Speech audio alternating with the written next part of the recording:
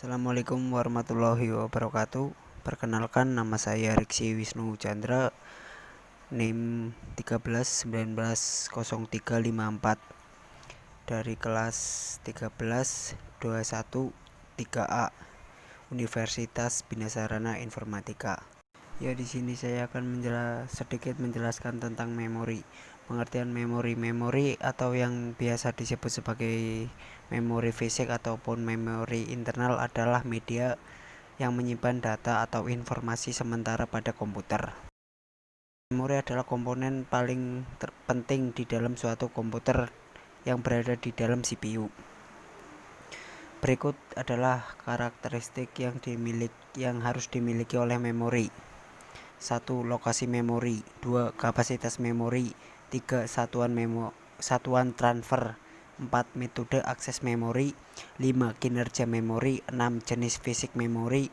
7. Karakteristik fisik memori. 8. Organisasi. Lokasi memori adalah memori lokal atau sering disebut dengan register memori internal atau sering disebut dengan memori primer atau memori utama. Memori eksternal atau sering disebut dengan memori sekunder, bersifat eksternal dan berada di luar CPU. Kapasitas memori biasa dijelaskan dengan kapasitas register dinyatakan dalam bit. 3. Satuan transfer sama dengan jumlah saluran data yang masuk ke dalam dan keluar dari modul memori. 4. Metode memori. Terdapat 4 jenis pengaksesan satuan data ini, yaitu sequential access, direct access, random access, dan associative access. Untuk sequential access, yaitu akses harus dibuat dalam bentuk urutan linear yang spesifik. Direct access, yaitu akses dilakukan langsung pada alamat memori. Random access, setiap lokasi dapat dipilih secara random.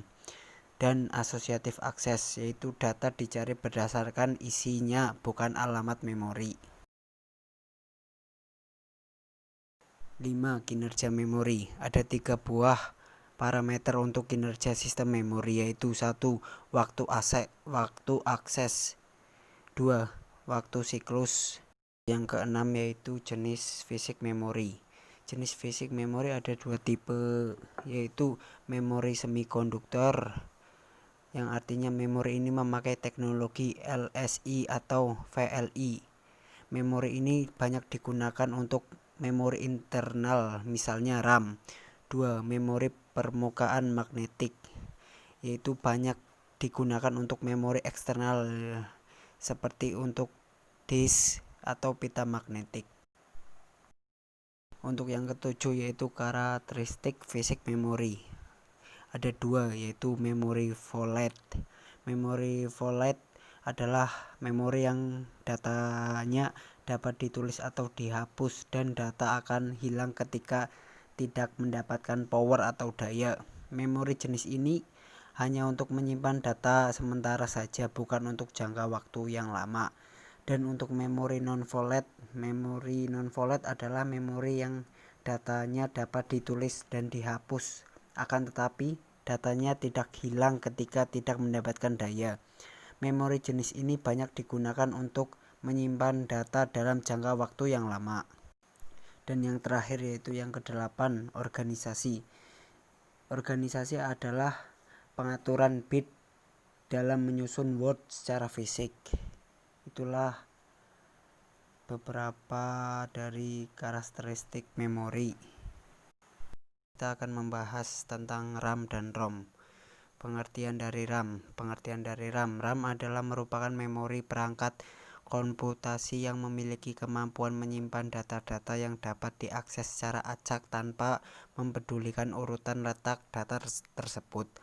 Memori ini merupakan media penyimpanan yang dapat digunakan menyimpan data secara real time saat CPU menjalankan aplikasi atau program di komputer atau ponsel.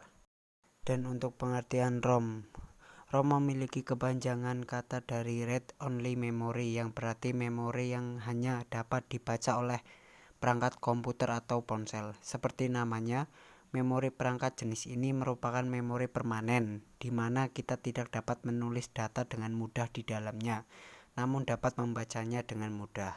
Selanjutnya, fungsi dari RAM dan ROM. Beberapa fungsi RAM antara lain: 1. Sebagai tempat membaca data dan informasi yang telah disimpan dalam sebuah hard disk komputer. 2. Sebagai tempat penyimpanan data sementara. Fungsi dari ROM sendiri yaitu sebagai media untuk menyimpan firmware dari software yang ada di dalam komputer. ROM memiliki kecepatan lebih baik daripada semua media penyimpanan lainnya. Untuk DRAM atau dynamic RAM adalah jenis RAM yang sering di-refresh oleh CPU agar data yang terkandung di dalamnya tidak hilang. 2. SDRAM atau Synchronous Dynamic RAM adalah jenis RAM yang paling umum digunakan dalam PC masa sekarang. RAM ini disinkronisasi oleh clock system dan memiliki kecepatan lebih tinggi daripada DRAM serta dapat digunakan terutama dalam CC.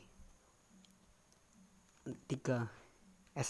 SRAM atau static RAM adalah jenis memori yang tidak perlu penyegaran oleh CPU agar data yang terdapat di dalamnya tetap tersimpan dengan baik. 4. RDRAM atau rambus DRAM adalah jenis memori ini yang lebih cepat dan lebih mahal daripada SDRAM. Memori ini biasa digunakan pada sistem yang menggunakan Pentium 4. FPM DRAM atau Free Space Mode DRAM adalah merupakan bentuk asli dari DRAM. Laju transfer maksimum untuk CCL2 mendekati 176 MB per second.